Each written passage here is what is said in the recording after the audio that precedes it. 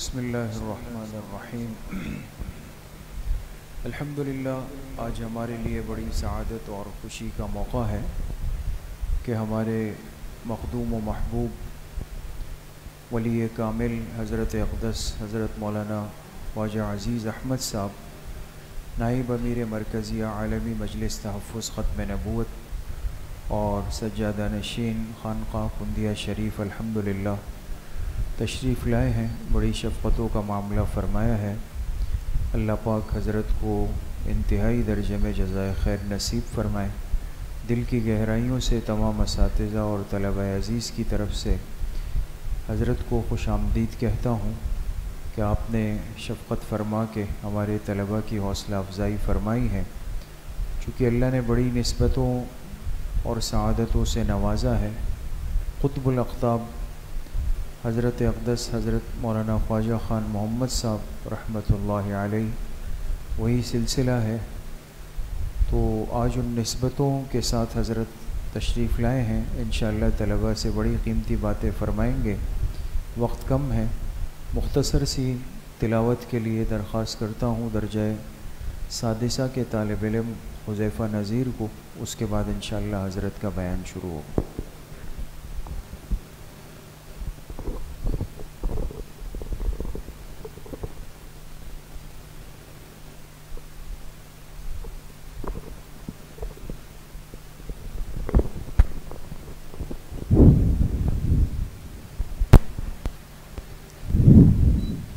اعوذ باللہ من الشیطان الرجیم، بسم اللہ الرحمن الرحیم۔ ان الذین آمنوا وعملوا الصالحات كانت لهم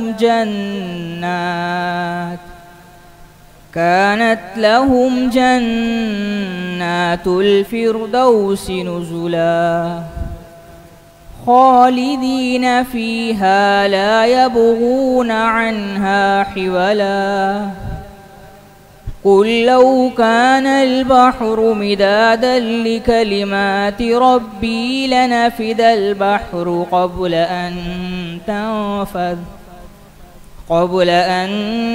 تنفد كلمات ربي ولو جئنا بمثله مددا قل إنما أنا بشر مثلكم يوحى إلي أنما إلهكم إله واحد فمن كان يرجو لقاء ربه فليعمل عملا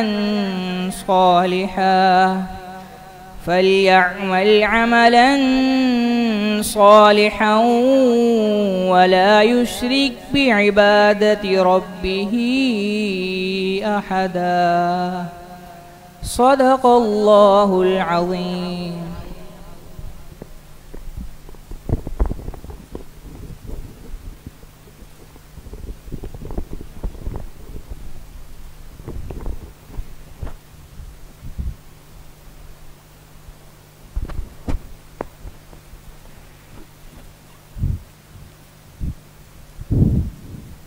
ناز کیوں کر نہ کرے آپ سے نسبت والے، ناز کیوں کر نہ کرے آپ سے نسبت والے، لوگ کہتے ہیں ہمیں خط میں نبوت والے،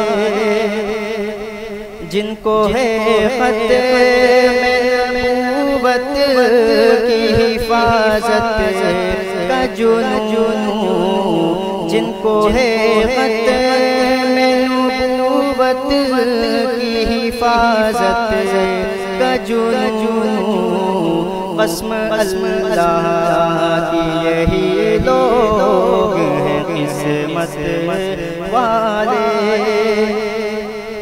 قافلہ ختم نبوت کا وہ ہے جس میں سب قافلہ ختم نبوت کا ہے وہ جس میں ہے سب معرفت والے یقین والے فراست والے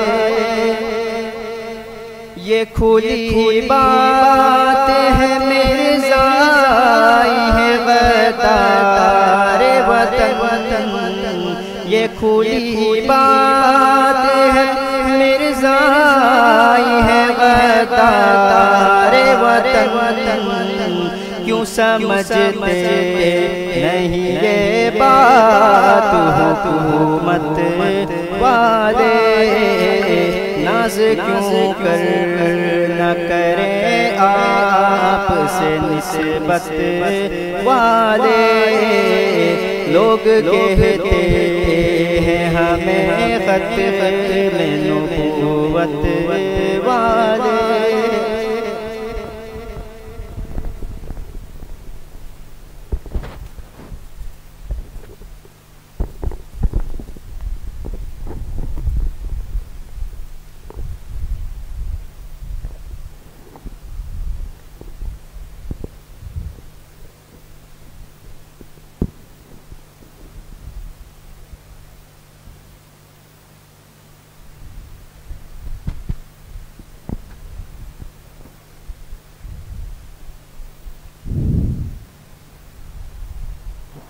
اساتذہ سارے موجود ہیں یہاں پہ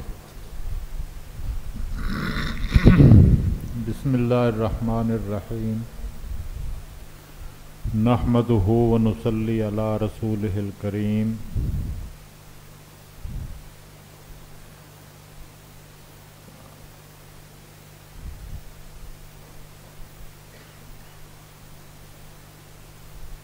ہم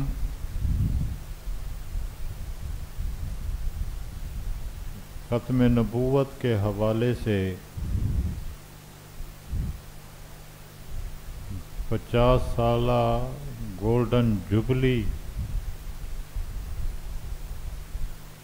کے پروگرامات میں شرکت کے لیے یہاں کراچی حاضر ہوئے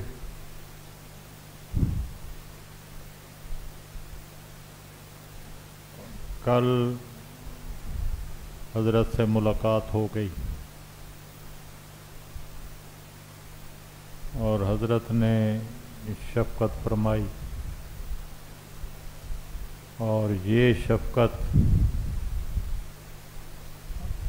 آپ کی اور ہمارے درمیان ملاقات کا سبب بنی میں اپنے لیے اس کو بہت بہت سعادت سمجھتا ہوں اللہ تعالی حضرت مولانا کو جزائے خیر عطا فرمائے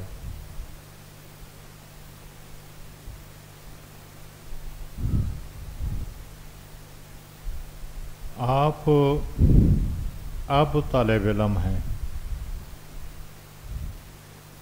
اور میرا طالب علمی کا زمانہ 1975 میں ختم ہوا حضرت سن 1974 میں نے دورہ کیا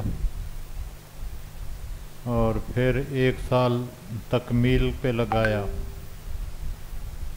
تو 75 میں کلیتاً میں فارغ التحصیل ہوا اب کے ماحول میں اور اس وقت کے ماحول میں زمین آسمان کا فرق ہے اس وقت وفاق کا صرف ایک ڈھانچہ تھا اس کا کوئی نظم نہیں تھا امتحانات بھی ہوتے تھے لیکن اختیاری تھے کسی طالب علم کا دل کرے وہ وفاق کا امتحان دے کسی کا دل نہ کرے نہ دے بس صرف مدرسے کا امتحان جو ہے وہ ضروری ہوتا تھا وفاق کے امتحان کی کوئی اتنی ضرورت نہیں تھی اور حضرت بنوری ان دنوں وفاق کے صدر تھے پھر اس کے بعد اس کا ایک سسٹم بنا، ترتیب بنی، امتحانات کا نظم بنا، پھر اس سے آگے پھر اس کی درجہ بندی ہوئی، یہ سادسہ ہے، یہ رابعہ ہے، یہ خامسہ ہے۔ جب ہم پڑھتے تھے تو اس وقت یہ درجات نہیں تھے۔ اب ہم جب کسی طالب علم سے پوچھتے ہیں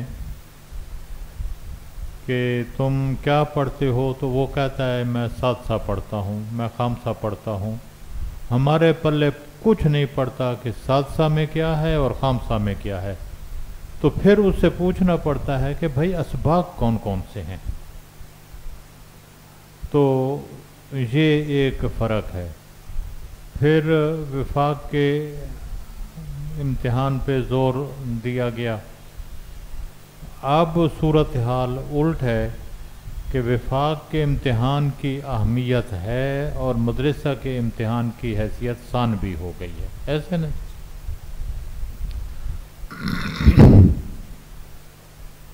اور میرے پاس ایسی بہت ساری معلومات ہیں کہ وفاق کے سالانہ امتحان کے جب نتائج مرتب ہوتے ہیں تو اس میں بہت سے طالب علموں کے ساتھ زیادتی ہو جاتی ہے۔ صحیح طرح سے پرچے نہیں دیکھے جاتے، صحیح طریقے سے نمبر نہیں لگائے جاتے، صحیح طریقے سے ان کو ٹوٹل نہیں کیا جاتا، جس سے وہ طالب علم کی 8 سال کی محنت جو اس نے کی ہوتی ہے اس سے وہ دل برداشتہ ہوتا ہے۔ اور یہ حقائق ہیں اور ان کا کوئی ازالہ نہیں ہے۔ جب ہمارا طالب علمی میں کا زمانہ تھا تو درس نظامی کے لیے 16 سال لگتے تھے۔ جی میں نے خود 16 سال میں درس نظامی مکمل کیا ہے۔ فقہ کی تمام کتابیں پڑھائی جاتی تھیں، اصول فقہ کی ساری کتابیں پڑھائی جاتی تھیں، یہ منطق فلسفہ سارا پڑھایا جاتا تھا، تفسیر کی بہت ساری کتابیں پڑھائی جاتی تھیں، میراث پڑھائی جاتی تھی، تو پڑھتے پڑھتے پڑھتے پڑھتے 16 سال لگ جاتے تھے۔ لیکن 16 سال کے بعد جو طالب علم فارغ ہوتا تو وہ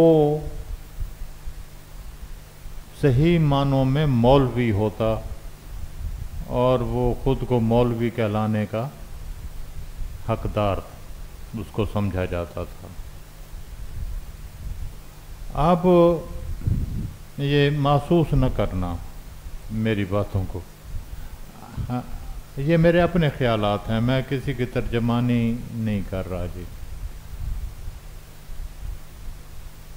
پھر یہ سلسلہ شروع ہوا قطع و برید کا کہ اس کتاب کو بھی نکال دو، اس کتاب کو بھی نکال دو، اس کی بھی ضرورت نہیں ہے، یہ طالب علم پر بوجھ ہے، اس کے استاد نہیں ملتے وغیرہ وغیرہ۔ تو کرتے کرتے کرتے اب 8 سال کا رہ گیا ہے، ایسے نا 8 سال کا رہ گیا۔ چند مہینے پہلے میرا بنوری ٹاؤن جانا ہوا تو وہاں مجھے پتہ چلا کہ وفاق والوں نے ایک تعلیمی کمیٹی بنائی ہے جس کے سربراہ میرے بھائی مولانا یوسف بنوری اس کے سربراہ ہیں۔ اور پھر ایک بار ایک لسٹ ان کے سامنے ہے کہ ان میں سے کس کس کتاب کو رکھنا ہے، کس کس کو نکال دینا ہے۔ وہ کام ہو چکا یا ہونا باقی ہے، لیکن اس پہ کام ہو رہا تھا۔ تو جتنی جتنی کتابیں کم ہوتی جا رہی ہیں، طالب علموں کی صلاحیت بھی کم ہوتی جا رہی ہے۔ جتنا جتنا وقت کم ہوتا جا رہا ہے، उतना उतना तालिब इल्मों की सलाहियतें भी कम हो रही हैं, जबकि इस वक्त मुआशरे में हमें एक बहुत संजीदा और जय्यद अहले इल्मों की ज़रूरत है जिन कुव्वतों से हमारा मुकाबला है। हम अपनी कुव्वत को बढ़ाने की बजाय हम खुद उसमें कमी करते आ रहे हैं। एक वक़्त था कि जब पूरी मंतिक पढ़ाई जाती थी, पूरा फ़लसफ़ा पढ़ाया जाता था, फ़ल्कियात पढ़ाई जाती थी, तो हमारा तालिब इल्म जब बाहर निकलता था तो कितना बड़ा जुगादरी हो उसके साथ बात करने से वो नहीं घबराता था, उसमें सलाहियत थी। अब मेरे ख़्याल में शायद कुतुबी कोर्स में है कि नहीं है, उससे आगे की नहीं है शायद, सुलम भी हटा दी और बड़ी किताबें तो उसके बाद शुरू होती थीं, सदर शम्सबाज़ वगैरह वो तो बाद में शुरू होती थी। तो जब सोचने की बात ये है, मैं ये सोचता हूँ कि क्या यार हमारे अकाबिर जिन्होंने ये सिलेबस तरतीब दिया, इसके लिए किताबें मुंतखब की और हज़ार हा मदारिस बरे सग़ीर में ये पढ़ाते रहे, उनको कोई समझ नहीं थी जो इनको समझ आ गई है कि ये किताबें बेकार हैं। हज़रत सोचने की बात।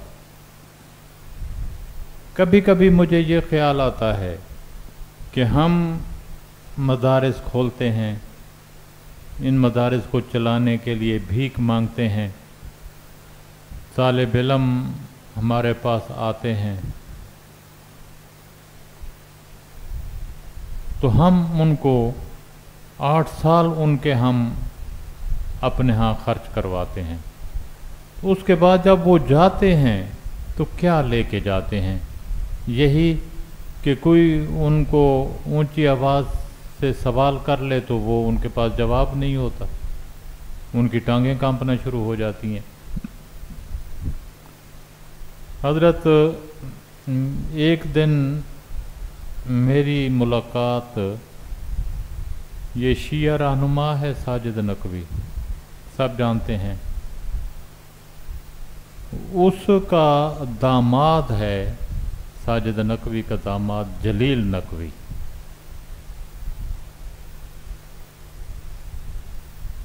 तो वो और मैं इकट्ठे बैठे हुए थे।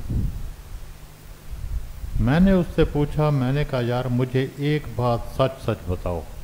उसने कहा क्या?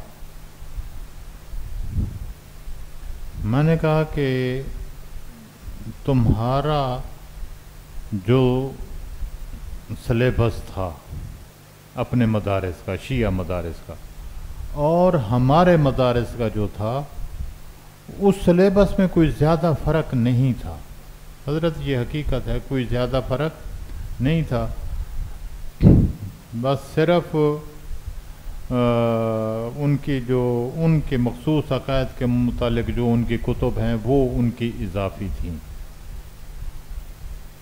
और कोई माने या न माने, लेकिन शिया को हमेशा तफसीर पे कमांड रही है। तफसीर में उन्होंने हमेशा बहुत काम किया है, और एक वक़्त ऐसा था कि उनकी तफसीरें हम पढ़ाते थे, कुरान की तफसीर। तो वो तो खैर किस्सा माजी हो गया। मैंने कहा कि तुमने अपने सिलेबस में क्या क्या तब्दीली की है? तो मुझे वो कहने लगा कि कुछ भी नहीं, जो पहले था वही अब है। मैंने कहा मंतिक? उसने कहा कि वही पुरानी सारी पढ़ाते हैं। मैंने कहा फ़लसफ़ा? उसने कहा कि वो सारा हम उसी तरह पढ़ाते हैं, क्योंकि उनकी और हमारी किताबें सेम थीं, बिल्कुल कोई फ़र्क नहीं था। तो मुझे इससे इतना झटका लगा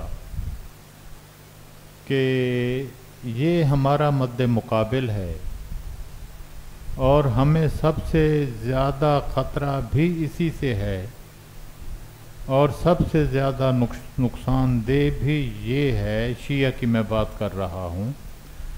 لیکن اب ہمارا کیا ہوگا کہ یہ کم وقت فلسفہ منطق وغیرہ وغیرہ اسی طرح پڑھا رہے ہیں اور ہم نے چھوڑ دیا ہے. اب جب ہم پڑھتے تھے تو ہمیں اساتذہ فرماتے تھے کہ فقہ ہو گئی، خاص کر کے ہدایہ ثالث، اور تفسیر ہو گئی. یہ منطق اور فلسفے کے بغیر یہ سمجھ آنے والی نہیں ہے اور ہم نے ان کو ختم کر دیا. یہ پڑھا رہے ہیں تو کل کو یہ کہاں کھڑے ہوں گے اور ہم کہاں کھڑے ہوں گے. پچھلے سال حضرت میں آیا تو کراچی کا میں زیادہ واقف نہیں ہوں، تو ادھر ایک جامعہ ہے مہد الخلیل شاید نام ہے اس کا. تو انہوں نے ان کی شاید 2 شاخیں ہیں. تو ایک شاخ میں تو یہ درس نظامی وغیرہ ہوتا ہے اور دوسرے میں وہ صرف تخصصات کراتے ہیں، بہت سارے تخصصات. تو میں نے ان سے ایک درخواست کی. میں نے کہا یار میری ایک درخواست ہے کہ آپ لوگ اتنے بہت سارے مختلف موضوعات پہ تخصصات کرواتے ہیں، قابل ستائش ہے. اس میں اگر تھوڑا سا آپ ایک اضافہ کر دیں کہ ہمارا جو پرانا درس نظامی تھا اور اب جو درس نظامی ہے، تو جن کتابوں کو درس نظامی کے کورس سے نکال دیا گیا ہے، آپ اہتمام کریں ان کتابوں کو پڑھانا شروع کریں. جو کتابیں نکال دی گئی ہیں، متروک ہیں. اب ہمارے طالب علم کیا ہمارے مدرسین کو بھی ان کتابوں کے نام نہیں آتے. تو آپ مہربانی کریں ان کے اساتذہ تلاش کریں پرانے،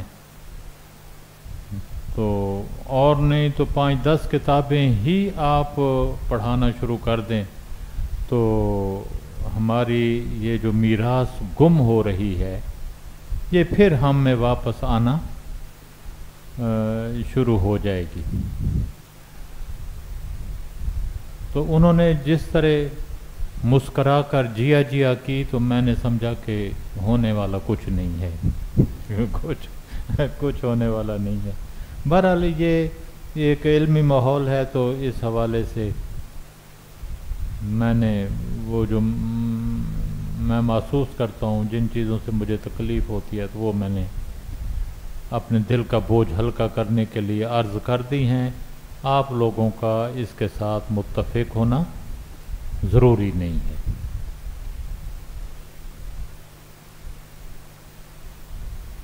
باقی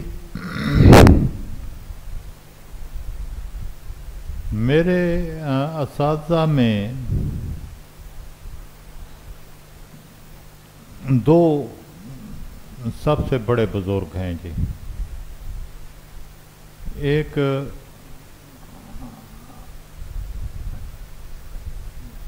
امام اہل سنت حضرت مولانا سرفراز خان صاحب صفدر رحمۃ اللہ علیہ نصرت العلوم گجرانوالے والے، وہ میرے استاد ہیں.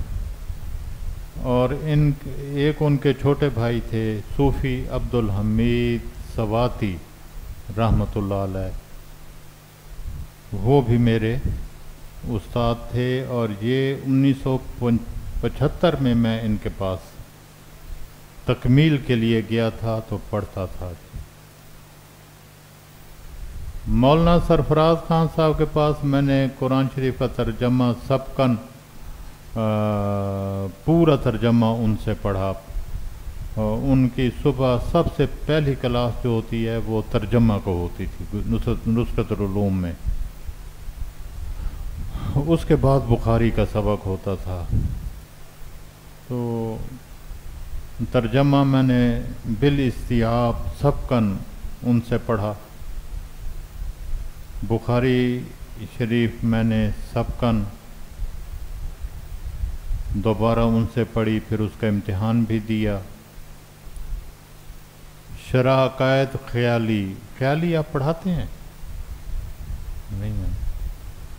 ہمیں استاد بتایا کرتے تھے کہ پرانے زمانے میں جو مدرس خیالی پڑھاتا تھا تو اس کے گھر پہ جھنڈا لگا ہوتا تھا، دور سے پتہ چلتا تھا کہ یہ بندہ خیالی پڑھاتا ہے۔ اتنا پرانے زمانے میں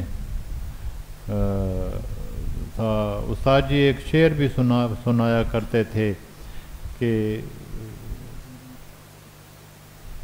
خیالی را خیالات بلند است، این جا نہ جائے گل احمد نہ جند است، کہ علامہ خیالی کے خیالات اتنے بلند ہیں کہ وہاں کسی کی پہنچ نہیں ہے۔ علامہ جند جیسے پائے کے لوگوں کو شاعر کہتا ہے کہ وہاں رسائی نہیں تھی۔ تو میں نے شرح عقائد خیالی 2 دفعہ پڑھی، ایک دفعہ یہاں پنجاب میں، پھر نصرت العلوم گیا تو حضرت شیخ کے پاس یہ سبق تھا شرح عقائد خیالی کا، تو پھر میں نے دوسری دفعہ ان سے پڑھی۔ اور حضرت شیخ کا طریقہ یہ تھا کہ جہاں وہ بڑے سبق پڑھاتے تھے، مثلا ترجمے کا سبق ان کے پاس تھا، بخاری ان کے پاس تھی، شرح عقائد خیالی ان کے پاس تھی، تو اس کے ساتھ ایک بالکل چھوٹا سبق بھی پڑھاتے تھے۔ اور اس سال ان کے پاس نور الازاح تھی، پہلے تو پڑھائی جاتی تھی مغل میں، اب وہ بھی نہیں پڑھائی جاتی، بس قدوری پڑھاتے ہیں۔ تو میں نے پھر نور الازاح بھی ان سے پڑھی۔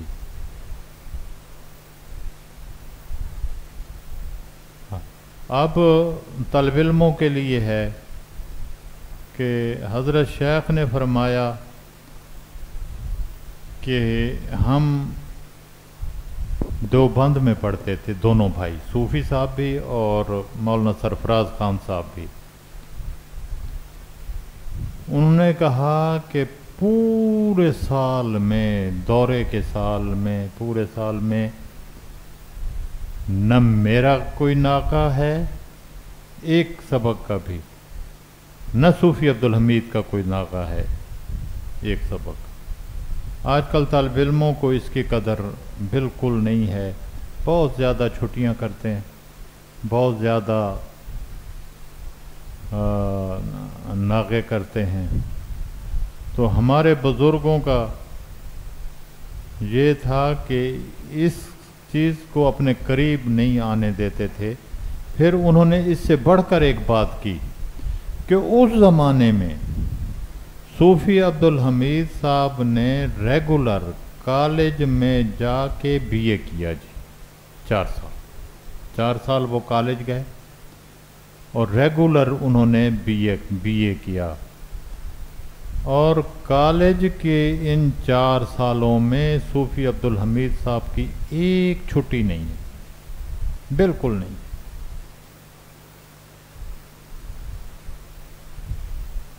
خود میرے والد صاحب جب یہ دیوبند گئے، 1 سال انہوں نے ڈھابیل میں گزارا، دوسرا سال پھر دیوبند میں آ کے انہوں نے دورہ کیا۔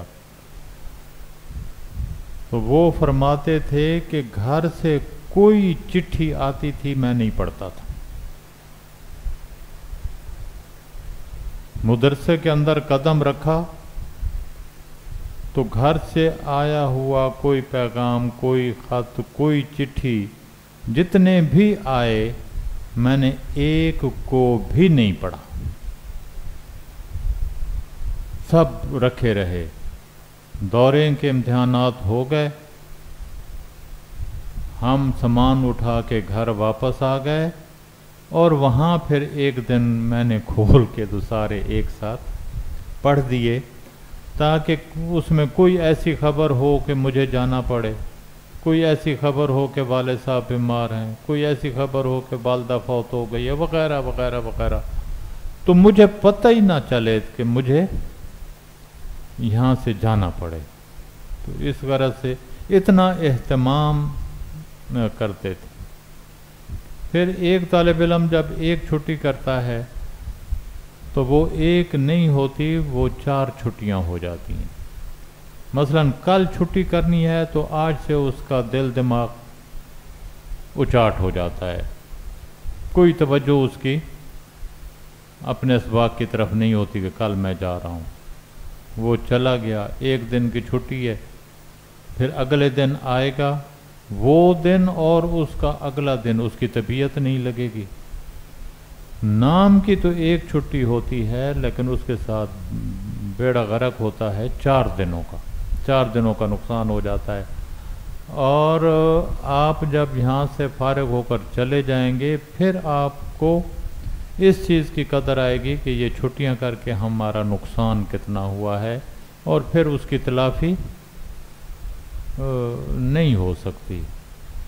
تو طالب علم کے لیے سب سے ضروری یہ ہوتا ہے کہ وہ پوری کوشش کر کے حاضری کو برابر رکھے۔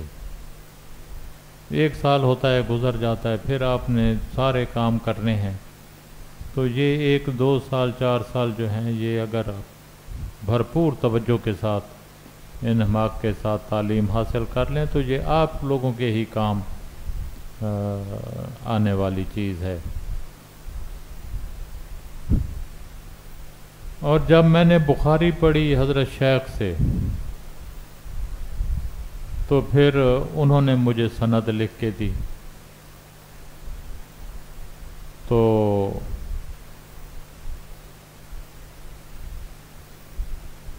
ایک اور بات بتاتا ہوں، میں بنگلہ دیش میں تھا تو استاد جی بنگلہ دیش آئے۔ ہم استاد جی بولتے ہیں، حضرت مولانا عبدالمجید لدھیانوی رحمۃ اللہ علیہ کو ہم استاد جی بولتے ہیں۔ جب استاد جی بولا جاتا ہے تو وہی مراد ہوتے ہیں۔ انہوں نے وہاں کچھ علماء کو سند حدیث کی اجازت دی، تو اور اپنی گفتگو میں انہوں نے فرمایا کہ یہ سند عالی ہے، میرے پاس سند عالی ہے، اور عالی سند وہ ہوتی ہے جس میں کم سے کم واسطے ہوں، کم سے کم واسطے ہوں، وہ سند عالی کہی جا سکتی ہے۔ تو مجھے فرمانے لگے کہ میں چاہتا ہوں کہ تمہیں بھی میں سند دوں۔